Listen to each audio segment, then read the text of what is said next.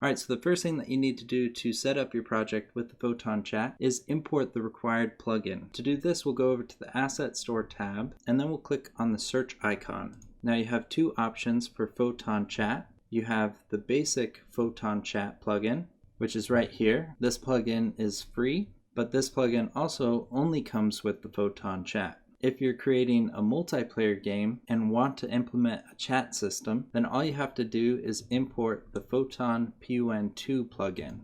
The basic version is free and comes with the Photon Chat assets. Now I've already imported this plugin into my project, so I'm not going to do it again. And if you've watched any of our other Photon tutorials, you should be pretty familiar with this process. From here we then need to go to the official Photon website, which is www.photonengine.com. You'll then need to create or log into your account if you already have one, which will take you to your Photon dashboard. Here you'll need to create a new app ID. As you're creating the new app ID, you need to select Photon Chat from the drop-down menu. You can then add a name, a description, and a website, after which you'll click Create. This will take you back to your dashboard where you now have a new application. You'll then need to select the app ID for this chat application, copy it, and then we'll go over to Unity. We then need to find our Photon Server Settings. To do this, we can go up to the Windows drop-down menu. We'll then select Photon Unity Networking,